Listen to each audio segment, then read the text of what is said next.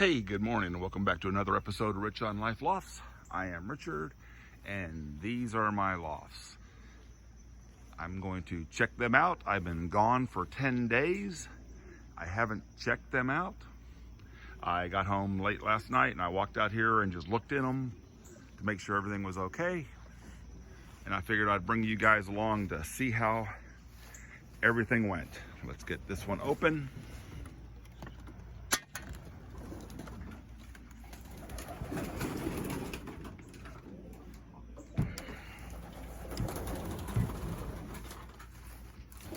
Looks like they have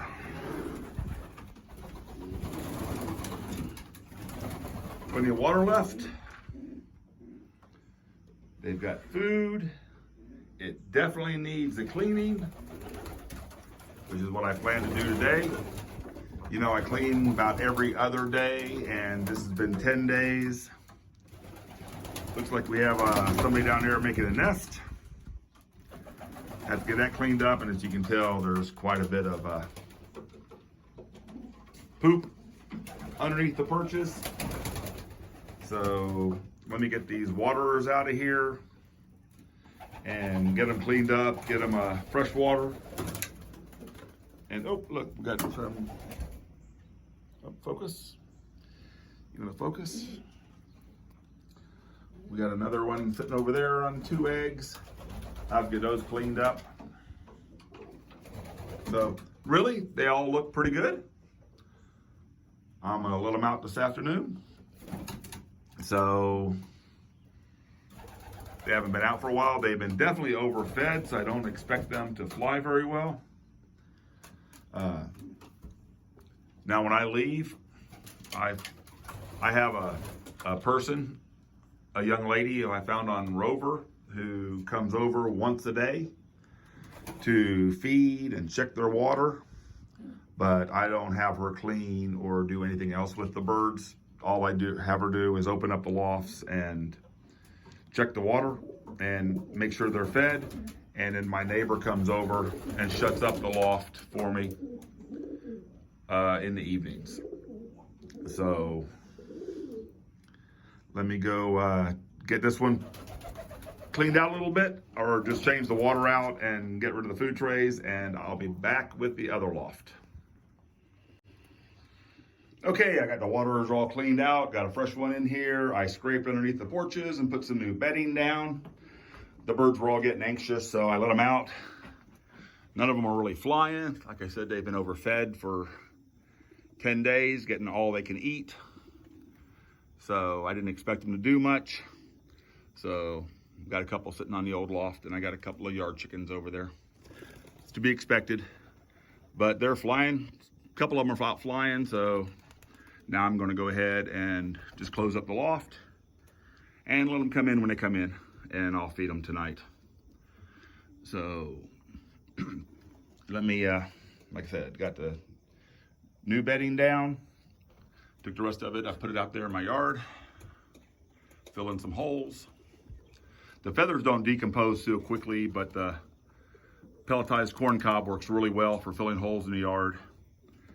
And like I said, if it ever dries out, I'll be able to get out here and mow and take care of a few other things. But so I'm gonna let those guys sit out before the rain comes again. It's supposed to rain in about an hour and a half to 2 hours. So I'll let them come in when it starts raining, and let me go check out the breeding loft.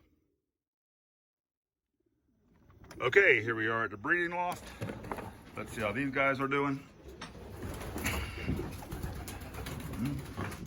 They seem to be doing okay. They got food, but they still got water. Let's check out the hens. The hens are gonna run outside. This one definitely needs clean, which I'll do next. Looked like we had a couple of eggs over there. So let me get this cleaned up, and I'll bring you back to show you these guys. And I'm probably gonna go ahead and clean up this side too. Kill 2 birds with 1 stone, so to speak. And I'll be back to show them when I get done. Okay, got the hen side all cleaned out. I ran out of pellets, so I've got to go back to Tractor Supply. But they got fresh water, fresh grit in here, and it's pretty good. I'm gonna leave it open today, let it get some air until it starts raining again. Like I said, it has been raining here for forever. So let me run to Tractor Supply, and then as soon as I get back from there, buy some pellets. I'll go ahead and take care of the cock side. So I will see you in a few. Not sure what this guy's doing, but all the other birds are up flying, and this one's hanging out on my car. Here's $2. Go buy some beef jerky. Okay, back from Tractor Supply. Got the cock section cleaned out. They only had one bag of the pellets that I use, so I didn't get this side over here out. But they're expecting some more in on Wednesday, so I'll go up there, and then this week I'll clean out that side. But after being gone for 10 days, they all look pretty good. Everybody looks good. I'm gonna have to start figuring out who I'm going to match up to breed. And I got to try to figure out which birds in which box, because every time I walk toward the box to figure it out, they fly off. And it's okay with the like that blue bar right there, it's easy to, but with these white ones, it's really hard to tell who's who when they fly away. So I'm gonna start getting them lined up. I did order from Jed's. I got some numbered snap bands. I got 1 through 25 in pink, and then 1 through 25 in blue.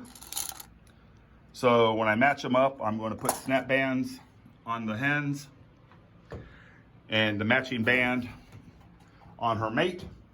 So we'll be able to keep track of them, because starting this year, I mean, I kept pretty good track last year of, you know, who was the mother, who was the father of all the young birds and that type of stuff. But this year I'm gonna really start keeping track, because I need to, you know, start their pedigrees and all that. I'll be racing young birds in 2022, and then in 2023 I'll be racing old birds and young birds. So I need to start keeping better records.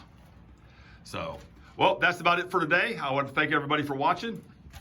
If you have any questions, leave them in the comments. Please like and subscribe the video, and I will see you on the next one.